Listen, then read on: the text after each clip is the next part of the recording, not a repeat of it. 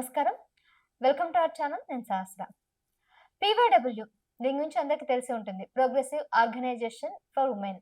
ప్రగతిశీల మహిళా సంఘాల గురించి మనం ఎన్నో సార్లు విన్నాం. అయితే ఈ సంఘాల్లో జనరల్‌గా మహిళలంతా గూడా ఒక 40+ దాటిన వాళ్ళంతా గూడా వచ్చి అక్కడ ప్రజా సేవలు లేకపోతే వుమెన్ గురించి పోరాడుతున్న సందర్భాలు మనం చూస్తా ఉన్నాము. కానీ అతి చిన్న వయసులోనే పీఓడబ్ల్యూ మెంబర్‌గా ఉండి ప్రజా సేవ కోసం తను గూడా కొద్దిగా పాల్ ఆహ్, పాల్గొంటూ అలాగే ఒకవైపు కోచింగ్ సెంటర్‌ని గూడా నడుపుతూ దీంట్లో గూడా తన సేవా కార్యక్రమాలు చేస్తూ ఉన్నారు. మరి తనెవరో కాదు పీఓడబ్ల్యూ మెంబర్ అలాగే director for mission possible IAS academy Mrs T. Shirisha గారు.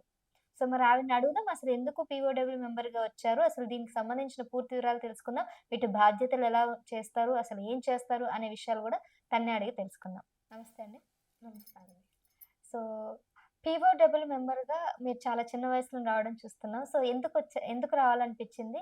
అసలు అంటే ఎక్కడ మీకు ఎవరి ఇన్‌స్పిరేషన్? యాక్చువల్‌గా అయితే లెఫ్ట్ వింగ్ ఐడియాలజీ ఏదైతే ఉందో అంటే సోషలిస్ట్ ఐడియాలజీ ఏదైతే ఉందో అది మొదటి నుంచి కూడా నాకు ఇంట్రెస్ట్ అండి. అలాగే తెలుగు సాహిత్యం చదివేటప్పుడు విప్లవ సాహిత్యం గూడా అందులో భాగంగా చదవడం జరిగింది. ముఖ్యంగా శ్రీశ్రీ లాంటి వాళ్ళ రచనల ద్వారా గానీ, ఇలాంటి విప్లవ సాహిత్యం గూడా బాగా ఇన్‌స్పైర్ చేసిందని అనుకోవచ్చు. సో, నెక్స్ట్ ఇంకొకటేంటి అంటే ఈ మీరన్నట్టు ఇప్పుడు పీఓడబ్ల్యూ అనేది complete left wing, communist wing. So, చాలా మందికి ఇప్పుడంటే మీరన్నట్టు యంగర్ జనరేషన్స్ వాళ్ళకి ఒకవేళ పొలిటికల్ ఇంట్రెస్ట్ ఉండేదో తక్కువ. ఒకవేళ ఉన్నా గానీ సో కాల్డ్ పెద్ద పెద్ద పార్టీలల్లో చెయ్యాలి అన్న థాట్ ఉంటుందనమాట. బట్ ఇక్కడ ఏ పార్టీలో మనం ఉంటున్నాము, ఏంటి అన్న దానికంటే ఎలాంటి భావజాలాన్ని ఇష్టపడుతున్నాము, ఎలాంటి వ్యక్తులం మనం అనేటువంటిది ఇక్కడ దాన్ని బట్టి పార్టీని చూజ్ చేసుకోవడం అనేటువంటిది కీలకమండి. సో, ఆ విషయానికొస్తే నాది పూర్తిగా ఆహ్, ఎవరికన్నా సేవ చేయాలనేటువంటి సేవా దృక్పథం, అలాగే ఈక్వాలిటీ కోసం, మహిళల హక్కుల కోసం, పిల్లల హక్కుల కోసం, ఈ వుమెన్ ట్రాఫికింగ్ కావచ్చు, బాలల ట్రాఫికింగ్ కావచ్చు, బాల కార్మిక వ్యవస్థ కావచ్చు, వీటన్నిటికి వ్యతిరేకంగా ఎస్సీ, ఎస్టీ వర్గాల తరపున పోరాడేటువంటి మైండ్‌సెట్‌తో ఉన్నటువంటి నేపథ్యం అండి. సో, ఈ క్రమంలోనే నేను ఈ భావజాలాన్ని ఇష్టపడి పీఓడబ్ల్యూలో జాయిన్ అవ్వడం జరిగింది. అంటే జనరల్‌గా వుమెన్ ఎంటర్‌ప్రెన్యూర్ అవ్వాలి. లేదంటే ఇంకా వేరే వేరే చాలా మార్గాలున్నాయి. సో, దాంట్లో బిజీ స్కెడ్యూల్ ఇదంతా ఉంటది గదా! సో, అండ్ ఇంకొకటి ఈ లెఫ్ట్ వింగ్ భావజాలు ఏవైతే ఉన్నాయో వాటి వల్ల చాలా ఫేస్ చేయాల్సొస్తుంది. యెస్. కేసెస్ గాని లేదంటే కొంతమంది దీన్ని చాలా మంది వ్యతిరేకిస్తారు, ఖండిస్తారు. సమాజంలో కొందరు దీన్ని సమర్థించిన వాళ్ళు ఎంతమందున్నారు, వ్యతిరేకించిన వాళ్ళు గూడా వీళ్ళందరూ ఉన్నారు. మరి వీళ్ళందరిని ఫేస్ చేయడానికి గూడా మీరు ఆలోచించుంటారు గదా! యెస్. సో, ఎలా మరి ముందుకొచ్చారు? ఖచ్చితంగానండి. ఇప్పుడు మీరు గమనించండి. ఏదన్నా ఒక మంచి కోసం పోరాడేటప్పుడు రాళ్ళ దెబ్బలు ఖచ్చితంగా ముందే ఎక్స్‌పెక్ట్ చేస్తాం. ఎందుకంటే ఇక్కడ లెఫ్ట్ వింగ్స్ పోరాడేవి ముఖ్యంగా మేము పోరాడేది దేనికోసం? బడుగు బలహీన వర్గాల కోసం. వాళ్ళ యొక్క హక్కుల కోసం. స్త్రీలకు జరుగుతున్న అత్యాచారాలు, అఘాయిత్యాలు వీటికి వ్యతిరేకంగా పోరాడుతున్నాం. అంటే మేము మంచికి సపోర్ట్ చేస్తూ పోరాడుతున్నప్పుడు ఆ ఈవిల్స్ ఏవైతే ఉన్నాయో అవి ఖచ్చితంగా మన మీద అటాక్ చేస్తాయి. సో, ఈ అటాక్స్‌కి భయపడి నువ్వు మంచినే వద్దనుకునేటట్టయితే ఈ వింగ్‌లోకి రావద్దనమాట.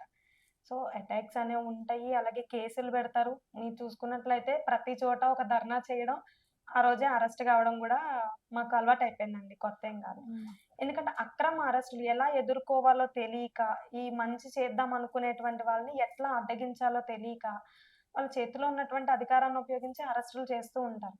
అలా అని అరెస్ట్‌కి భయపడి ఇంట్లోంచొచ్చి ఆ గొంతు వినిపించకపోతే, మనలా ధైర్యంగా ఉన్న వాళ్ళమే వినిపించకపోతే నిజంగా పనులు చేసుకునేవాళ్ళు, కాయకష్టం చేసుకునేవాళ్ళు మనలాంటి వాళ్ళ సపోర్ట్ కూడా లేకపోతే వాళ్ళు ముందుకొచ్చి మాట్లాడగలుగుతారా?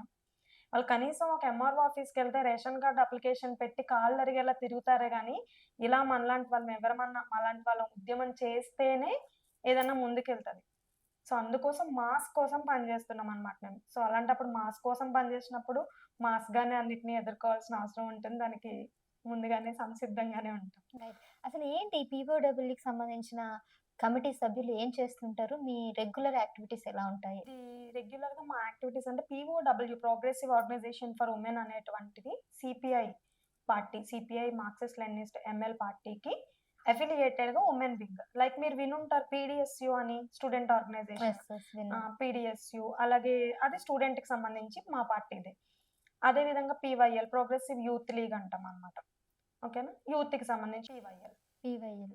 ప్రోగ్రెసివ్ యూత్ లీగ్ ఇది యువజన సంఘం. అదే విధంగా ఉమెన్ వింగ్ ని పీఓడబ్ల్యూ అంటాం అన్నమాట.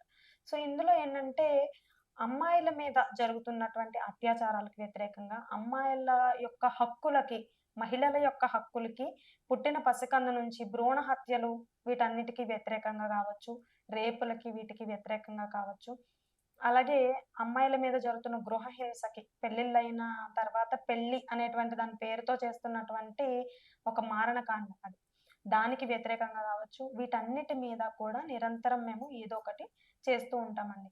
నాట్ ఓన్లీ అమ్మాయిలనే కాదు, ఇది యాక్చువల్‌గా ఉమెన్ వింగ్‌గా మేము మా ఫస్ట్ ప్రియారిటీ అయితే మహిళలే. కానీ వీటితో పాటు అనేక ప్రజా సమస్యల మీద పోరాడుతూ ఉంటామనమాట. సో, ఆ ప్రజా సమస్యలన్నీ మేము నలుగురిని చైతన్యం చేసి వాళ్ళందరికీ ఒక ఎస్సీ, ఎస్టీలకు కావచ్చు, లేదంటే కాయ కష్టం చేసుకునే కార్మికులకు కావచ్చు, శ్రామికులకు కావచ్చు, వీళ్ళందరికీ అసలు మీ హక్కులేంటి? మీకేం కావాలి? మీ పొట్టగూటి కోసం మీరేం చెయ్యాలి? మీకు నిజంగా రావాల్సిందేంటి ప్రభుత్వం నుంచి? మీకేమొస్తుంది? మీరు అడగండి అని చెప్పి వాళ్ళని చైతన్యం జేయడం అనేటువంటిది మా మెయిన్ మోటో అండి. సో, ఇప్పటి వరకు మీరు చేసినటువంటి ఈ కార్యక్రమాలకి ఏమైనా అబ్జెక్షన్స్ వచ్చాయా ప్రభుత్వం నుంచి ఇప్పటి వరకు? అనేక సందర్భాల్లో అండి. అసలు ఏ కార్యక్రమం చేసినా అబ్జెక్షనే వస్తది ఒక రకంగా. ఇన్‌ఫాక్ట్ మీరిప్పుడు ప్రభుత్వానికి వ్యతిరేకంగా ఈ అందాల పోటీలు గూడా వ్యతిరేకిస్తున్నారు విన్నాము. యెస్. ఎందుకని మీకెందుకు దీనికి వ్యతిరేకం అనిపిచ్చింది? ఆ! ఎగ్జాక్ట్‌లీ మేమేం చెప్తున్నామంటే, ఇప్పుడు గవర్నమెంట్ తనంతట తానుగా అఫీషియల్‌గా అందాల పోటీలని ఇక్కడ తెలంగాణలో కండక్ట్ చేస్తుంది. అండ్ దీనికి సంబంధించి స్మితా సబర్వాల్ గారు ఒక స్టేట్మెంట్‌లో అన్నారు. దుబాయ్‌తో పోటీ పడి మేము హైదరాబాద్‌లో అందాల పోటీలు జరిపించడానికి తెచ్చుకున్నాము ఎంతో కష్టపడి అని. అంత కష్టపడి అందాల పోటీలు జరిపించడానికి పెట్టే శ్రద్ధ ఇంకా ఎన్నో అంశాలలో తెలంగాణ వెనకబడి ఉంది. ప్రపంచ దేశాలతో, ప్రపంచ నగరాలతో పోల్చుకుంటే. వాటన్నిటిలో ఎందుకు లేదు మీకింత పోటీ? సో, అమ్మాయి అంటే ఈ కొలతల ప్రకారం ఉండాలి. ఇంత నున్నగా ఉంటేనే స్కిన్ అందం అని చెప్పేసి, అక్కడ వాళ్ళకి అశ్లీలమైనటువంటి బట్టలు వేసి, వాళ్ళని ర్యాంప్ వాకులు చేయించి, వాళ్ళని తీసుకొచ్చి తెలంగాణ మొత్తం తిప్పుతారంట. పైగా దీని ద్వారా గవర్నమెంట్ రేవంత్ రెడ్డి గారు, అలాగే స్మితా సబర్వాల్ గారు గర్వంగా ఏం చెప్తున్నారు? తెలంగాణ కల్చర్‌ని మేము రిప్రజెంట్ చేయబోతున్నాం. తెలంగాణ కల్చర్‌లో చకినాలు, పచ్చి పులుసు ఇవన్నీ తినిపించబోతున్నాం. ఆళ్ళొచ్చి ఎందుకు తింటారండి చకినాలు, పచ్చి పులుసు? ఒకప్పుడు చకినాలు, పచ్చి పులుసు ఎందుకు తిన్నారు? అదేం బలవర్ధకమైన ఆహారం అని కాదు. Of course it's a part of Telangana culture. కానీ ఒకప్పటి తెలంగాణ పరిస్థితులు భూమి కోసం, భుక్తి కోసం ఏడ్చినటువంటి పరిస్థితులవి. సో, అటువంటి పరిస్థితులలో ఇక్కడ తినడానికి తిండి లేని పరిస్థితులలో తిన్న ఫుడ్ అది. దాన్ని తీసుకొచ్చి నువ్వు ఇక్కడ చెప్పడానికి ఏం కాదు. అఫ్‌కోర్స్ తెలంగాణ కల్చర్‌లో అదొక పార్ట్ కావచ్చు. కానీ నీకు తెలంగాణ కల్చర్‌ని నిజంగా రిప్రజెంట్ చేయాలనుంటే, అంతర్జాతీయ స్థాయిలో చూపించుకోవాలనుంటే ఎన్నో వేదికలున్నాయి. దానికోసం ఆడపిల్లలకి అందాల పోటీలని చెప్పేసి ఇంతింత పీలికలు, చీలికలు వేసి తిప్పక్కర్లేదు కదండీ! ఇదొకటి. రెండోది దీని మీద గవర్నమెంట్ కొన్ని కోట్ల రూపాయలు ఖర్చు చేస్తుంది. ఈరోజు తెలంగాణలో సగటున లాస్ట్ గవర్నమెంట్ అండ్ ఈ గవర్నమెంట్‌లో కలిపి చెప్తున్నాను నేను లెక్కల ప్రకారం. ఆన్ ఎన్ యావరేజ్ ఒక్కొక్క పర్సన్ మీద తలసరి అప్పు ఎంతుందో తెలుసండి? 2.17 లక్షల అప్పుంది. అంటే ఇవాళ మీరు, నేను కూడా మనమేం అప్పు చేయకపోయినా మనం ఖచ్చితంగా. ఇండైరెక్ట్‌గా అప్పుల్లో ఉన్నాం. 2.5 లక్షలు మీ మీద ఉంది. 2.5 లక్షల అప్పు నా మీద ఉంది. ఎవరు కడతారని? ఈళ్ళు అప్పులు చేసి నువ్వు అందాల పోటీ పెడుతున్నావు. ఎంతవరకు కరెక్ట్ ఇది? ఇది మేము వ్యతిరేకిస్తున్నామనమాట. రెండోది నిజంగా తెలంగాణలో ఆడవాళ్ళ అందాలను రిప్రజెంట్ చేయాలంటే ఒక చాకలి ఐలమ్మ అందం, పోరాట అందం, అలాగే మల్లు స్వరాజ్యం గారు. ఇలాంటి ప్రముఖులు ఎంతో మంది తెలంగాణలో భూమి కోసం, భుక్తి కోసం పోరాడి నడుంగట్టి కచ్చబోసుకొని నడుంగట్టుకొని వచ్చినోళ్ళే దండగడియాలు పెట్టుకొని. అది తెలంగాణ అమ్మాయి స్ట్రక్చర్ అది కదా! తెలంగాణ చేనేత కార్మికులు నేసినటువంటి చీరలు ఇవి అందం. అంతేగాని అవి బికినీలలో చేనేతవి వస్త్రాలతోని గూడా వాళ్ళని ఒక ప్రోగ్రామ్ కండక్ట్ చేయబోతున్నారు. చేనేత చీరలతోని వాళ్ళు గూడా శారీస్ కట్టబోతున్నారని కూడా వార్తలు వింటున్నాము. Yes ma'am. యాక్చువల్‌గా అదేదో కళ్ళనీళ్ళ తుడుపుకన్నట్టు మేము ఇంక నెల రోజుల నుంచో, 2 నెలల నుంచి మేము పోరాడుతున్నాం ఈ అందాల పోటీలకి. ఇంకా మేము ఇదెక్కడ కల్చరు, ఇదెక్కడ దుస్సంస్కృతి అని తిడుతున్నాం గాబట్టికి ఇగ చేనేత వస్త్రాలు కట్టిస్తా. ఆళ్ళెందుకు కట్టుకుంటారండి? నిజంగా చెప్పాలంటే అందాల పోటీల గురించి మీకు నేను చెప్పక్కర్లా. అన్ని ఈవెంట్‌లన్నీ బాడీ మీదే జరిగి, లాస్ట్‌కి మాత్రం వాళ్ళకి ట్రైనింగ్ ఇచ్చి చిలక పలుకులు పలికిస్తారు. ఏది? నీకు సోషల్ కన్సర్న్ ఎంతుంది? సొసైటీకి ఏం చేద్దాం అనుకుంటున్నావు అని. నిజంగా అంత సోషల్ కన్సర్న్ ఉన్నవాళ్ళు ఇంత అందం మీద పెట్టుకోరు కదా! ఇన్ని వేలు, ఇన్ని లక్షలు తగలేసుకొని వాళ్ళ బాడీని అంత పాలిష్ చేసి ఇంత చేయరు కదా! నీకు సోషల్ కన్సర్న్ ఉంటే ఆ డబ్బులన్నీ సొసైటీకే ఖర్చు పెడతావు. నిజంగా అది సోషల్ సర్వీస్ అంటే.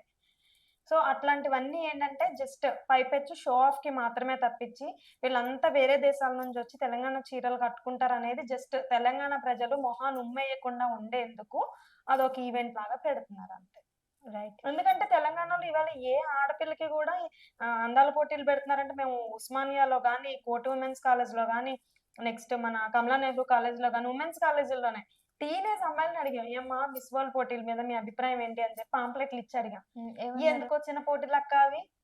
ఎవరి కోసం అక్క? ఎవరక్క ఈ మిస్ వరల్డ్ అంతా? అదేం అందం అక్క అని అమ్మాయిలు సిగ్గుపడుతున్నారు మన పిల్లలు. అంతెందుకండి సింపుల్‌గా చెప్తున్నాను.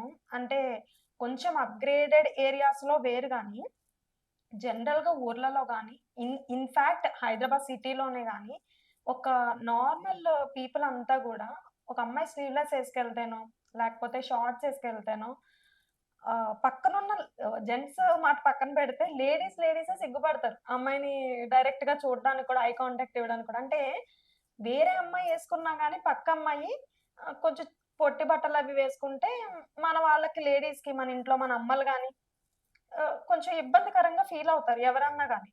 సో, అటువంటిది తెలంగాణ అమ్మాయిలు నువ్వు అందాల పోటీలు బెడితే, వాళ్ళని తీసుకొచ్చి బికినీలేసి తిప్పితే గర్వంగా ఎందుకు ఫీలవుతారు? సిగ్గుపడుతున్నారు అమ్మాయిలైతే. వద్దనే అంటున్నా. నేనిప్పటిదాకా మేము ఇన్ని కాలేజీలు తిరిగామండి. బయట ఎంతో ప్రచారం చేశాం.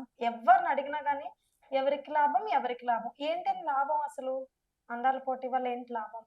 ఓకే. హ్మ్. ఈవెన్ ఈ పీఓడబ్ల్యూలో ఎంతమంది సభ్యులుండొచ్చంటారు? అంటే ఇది కేవలం తెలుగు రాష్ట్రాలకు సంబంధించిందేనా? లేకపోతే యావత్ భారతదేశానికి ఇట్లా ఉంటాయంటారా కమ్యూనిటీస్? ఇది మొత్తం సిపిఐ పార్టీ అనేటువంటిది ఆల్ ఇండియా లెవెల్ పార్టీ అండి. హ్మ్. ప్రతి స్టేట్‌లోని కూడా ఈ వింగ్స్ అన్నీ common. Women wing, youth wing, అలాగే స్టూడెంట్ వింగ్ ఇవన్నీ కామన్. ప్రతి రాష్ట్రంలోని కూడా ఉంటాయి. స్పెషల్లీ మన తెలంగాణలో కనుక చూసుకుంటే ఉంటారండి. నియర్లీ వేల సంఖ్యలోనే ఉన్నారు. ఒక 2000 మంది పైగానే మన పీఓడబ్ల్యూలో యాక్టివ్‌గా చాలా యాక్టివ్ మంది కూడా మెంబర్స్ 40 ఉన్నారు. ప్లస్ వాళ్ళని నేనైతే చూడడం జరిగింది. సో, మీరు ఎలా బ్యాలెన్స్ చేస్తున్నారు? మీకు అడగడం మర్చిపోయాను. ఒకవైపు కోచింగ్ సెంటర్‌ని ఈ పీఓడబ్ల్యూ సంస్థలో గూడా ఈ కార్యక్రమాన్ని ఎలా బ్యాలెన్స్ చేస్తున్నారు? బ్యాలెన్స్ అంటే నాకది అంతా ఆన్‌లైన్ ఇన్‌స్టిట్యూట్ అండి. ఇన్‌స్టిట్యూట్ అయితే ఆన్‌లైన్ కాబట్టి నేను నా ఫ్రీ టైమ్‌లో రికార్డింగ్ చేసేసుకుంటా. క్లాసెస్ అన్నీ రికార్డ్ చేసి యాప్‌లో అప్‌లోడ్ చేసేస్తూ ఉంటా. ఫుల్ టైమ్‌గా మాత్రం నేను పీఓడబ్ల్యూ యాక్టివిటీస్‌కి, ప్రోగ్రామ్స్‌కి వీటికే నేను ఎక్కువ టైమ్ కేటాయిస్తూ మీ ఉంటానన్నమాట. వయసు వాళ్ళు మీతో పాటు చాలా మందున్నారా? లేకపోతే మీరొక్కరే గదా? నాకు తెలిసి తెలంగాణలో పీఓడబ్ల్యూ వింగ్‌లో నేనే చిన్నదాన్ని కావచ్చు. మీరే గదా! ఎందుకంటే అందరూ నేను చూసిన అందరూ గూడా చాలా పెద్దవాళ్ళే. చాలా సీనియర్స్ ఉన్నారు అందుకే. 30 ఏళ్ళు, 40 ఏళ్ల నుంచి పార్టీలో ఉంటూ ఎన్నో సార్లు మీరిందాకన్నట్టు అరెస్టులు, హ్మ్. వందల సార్లు అరెస్ట్ అయిన వాళ్ళున్నారు. జైలు శిక్ష అనుభవించినోళ్ళున్నారు. జైళ్ళల్లో ఉండి 2 సంవత్సరాలు, 3 సంవత్సరాలు జైళ్ళల్లో మగ్గి వచ్చి బయటకొచ్చిన వాళ్ళున్నారు. అయినా గాని వాళ్ళు ఎక్కడ కూడా ఒకసారి అమ్మో! అరెస్ట్ అయ్యాం గదా! ఆ జీవితం మాకొద్దులే అని జెప్పి ఆగిపోలా. ఫర్ ఎగ్జాంపుల్ చెప్తున్నానండి. మా వింగ్ సెంట్రల్ లీడర్ రమ గారని జెప్పేసి మీరు పేరు వినుంటారు రమక్క పేరు. విన్న ఆ! రమ. రమక్క కూడా జైలు శిక్ష అనుభవించారు. బయటికొచ్చి గూడా ఇప్పటికి ఆమె అదే ఇదిలో ఉన్నారు. ఆమెకి ఇంచుమించు 65 ప్లస్ ఉంటాయి ఏజ్. ఈ ఏజ్‌లో కూడా అంతే యాక్టివ్‌గా ఎక్కడంటే అక్కడికి తిరుగుతారు. జనాల సమస్యలు అంటే ఎక్కడికైనా వెళ్తారు. అలాంటి వాళ్ళు నాకు ఇన్‌స్పిరేషన్‌గా అనిపించి, ఆ ఏజ్‌లో వాళ్ళే నలుగురి కోసం పోరాడుతున్నారు. మన ఓపికున్నప్పుడు, మనం ఇంకా ఏజ్ ఉన్నప్పుడు మనమెందుకు మన గొంతు వినిపించలేం అనిపించి నేను ఓకే. ఇటొచ్చా. అంటే దీంట్లో గూడా డివిజన్స్ ఉంటాయా? అంటే ఇప్పుడు రమక్క గాని, ఇప్పుడు చాలా మందున్నారు గదా! హ్మ్. సో, అదొక కమ్యూనిటీ, ఇదొక అట్లా ఉంటాయా అండి? యాక్చువల్‌గా ఇంతకుముందు కలిపే ఉండేవాళ్ళం. హ్మ్. అంటే సిపిఐ మా ఎంఎల్ మార్క్సిస్ట్ లెనినిస్ట్ పార్టీ కిందకే వస్తాయి. అయితే తర్వాత కొంతకాలం తర్వాత 2 పార్టీల కింద విడిపోయాయి. అంటే ఇప్పుడు నేను పనిచేసేదొచ్చి మాస్ లైన్ అండి. హ్మ్. సిపిఐలోనే మాస్ లైన్ వింగ్. హ్మ్. మీరు సంధ్య గారి పేరు వినుంటారు అవును. కదా! పీఓడబ్ల్యూ ఆ! సంజయ్ ఆ! గారు. సంధ్య అక్క వాళ్ళది న్యూ డెమోక్రటిక్ అన్నమాట. రైట్ అండి. అయితే ఇప్పుడు పీఓడబ్ల్యూలో మీరొచ్చి ఎన్ని సంవత్సరాలైంది? పీఓడబ్ల్యూకొచ్చి ఒక 1 ½ ఇయర్ అవుతుంది. ఓకే. సో, ఎట్లా దీని గురించి రెగ్యులర్‌గా మీరు అంటే కాల్స్ గాని, లేకపోతే బయటికి వెళ్ళడం గాని ఇట్లా తిరుగుతూ ఉంటారా? రెగ్యులర్‌గా మాకు ఏదో ఒక యాక్టివిటీ ఉంటుందండి. అలాగే మేము పోరాడిన వాటిలో, సాధించుకున్న వాటిలో అంటే రీసెంట్‌గా మేము గత అక్టోబర్ నెల నుంచి 3 నెలల పాటు బస్తీలలో తిరిగి ఒక సర్వే చేశాం మేడం. హ్మ్. ఈ సర్వే ఏంటంటే ప్రైవేట్ హాస్పిటల్‌లో జరుగుతున్నటువంటి దందా, మాఫియా, అలాగే ప్రభుత్వ హాస్పిటల్స్‌లో ఉన్నటువంటి కొరత, నిర్లక్ష్యం. ఫెసిలిటీస్ కొరత కావచ్చు ఇవన్నీ. వీటన్నిటి మీద మేము రీసెంట్‌గా మీ ఛానెల్‌ని కూడా పిలిచాం. ప్రెస్ మీట్ పెట్టడం అదే ప్రభుత్వ ఆస్పత్రుల్లో ఫెసిలిటీస్‌ని పెంచాలి. అలాగే శానిటేషన్ మెరుగుపరచాలి. ఇవన్నీ కూడా చెప్పడం జరిగింది. ఎక్కడెక్కడ బిల్స్ ఎంత దోపిడీ చేస్తున్నారు ప్రైవేట్ హాస్పిటల్స్‌లో ఇవన్నీ కూడా ముందుంచడం జరిగిందనమాట. దీనికి కూడా భవిష్యత్తు కార్యాచరణను మేము ప్లాన్ చేస్తున్నాం. ఎందుకంటే దీనికి సంబంధించి ప్రతి కలెక్టరేట్‌లో మేము మెమోరాండమ్స్ ఇచ్చాం. ప్రతి ఎమ్మెల్యేకి ఈవెన్ హరీష్ రావు గారిని కలిసాం, సీతక్కని కలిసాము.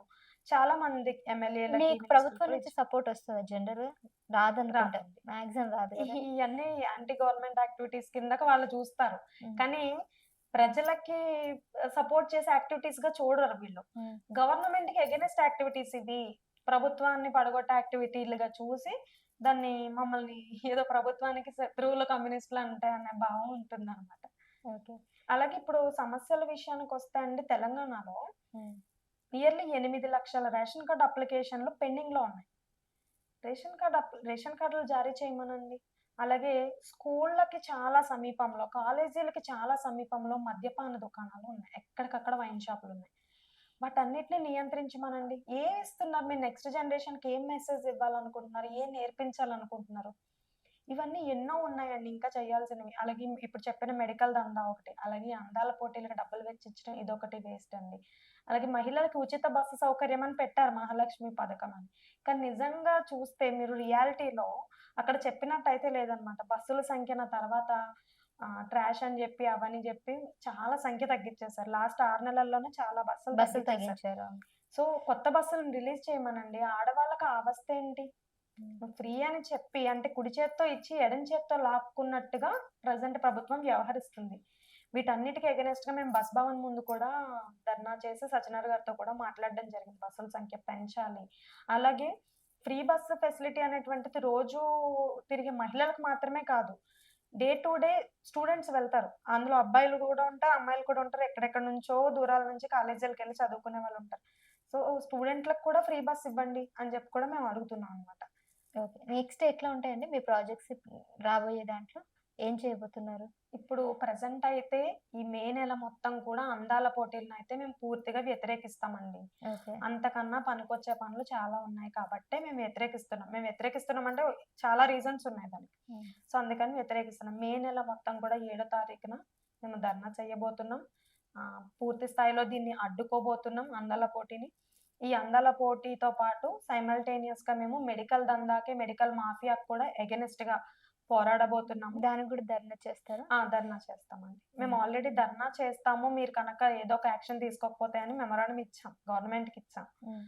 సో, అన్ని కలెక్టరేట్‌ల ద్వారా ఇచ్చాం. కానీ వాళ్ళు నిమ్మకి నీరెత్తినట్టు ఉన్నారు కాబట్టి, ఒకవేళ ఇంకో 2 నెలల్లో ఎంతమంది వాళ్ళు సభ్యులుండొచ్చు? ఇప్పుడు ఒకవేళ ధర్నాలో పాల్గొనే వాళ్ళంతా దాదాపుగా? ధర్నాలో మొన్న మనం రీసెంట్‌గా ర్యాలీ చేశామండి. సుందరయ్య పార్క్ నుంచి లాస్ట్ వీకే సుందరయ్య పార్క్ నుంచి ఇందిరా పార్క్ దాకా చేశాం. దానికే జిల్లాలలోంచి వాటిలోంచి ఇంచుమించు 800 పైగా ఆడవాళ్ళు ఓన్లీ లేడీస్ కదిలొచ్చారు.